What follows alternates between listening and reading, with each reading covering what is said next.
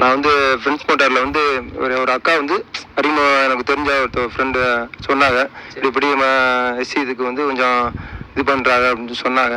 சொன்னதில் வந்து இப்போ அதோட ஃப்ரெண்ட்ஸ் மோட்டாரில் போய் இப்போ பண்ணினேன், போய் ஆலோசனை கேட்டேன். அதை இப்படி சொன்னாங்க, 3,00,000 ரூபா மானியம் இருக்குது தம்பி, நீங்கள் உங்கள் இதுலேருந்து நல்லா பண்ணலாம், கொஞ்சம் எடுங்க அப்படின்னு சொன்னாங்க. அதோட சரின்னு சொல்லிட்டு அதோட ஃப்ரெண்ட்ஸ் மோட்டாரில் போய் பண்ணினேன், புக் பண்ணேன். அவங்க எல்லாம் ஏற்பாடு பண்ணி கொடுத்தாங்க. மானியத்துக்கான ப்ராசஸ் வந்து கரெக்டாக எத்தனை நாளில் செஞ்சு கொடுத்தாங்க? என்னென்ன மாதிரியான டாக்குமெண்ட்லாம் கொடுத்தீங்க? ஆனால் வந்து Aadhaar card, PAN card, licence, OTT, அதோட வீட்டு ஆதார், ரேஷன் கார்டு எல்லாமே கேட்டாங்க. எல்லாத்தையுமே கொண்டு போய் கொடுத்தேன். ஒரு வாரம் ஆச்சு. ஒரு வாரத்துக்குள்ளே எல்லாமே அவங்களே எல்லாருமே இந்த ஊரில் போய் சாரை போய் பாருங்கள், ஆன்லைனில் இது பண்ணுவாங்க, ராம்நாடுக்கு போக சொன்னாங்க.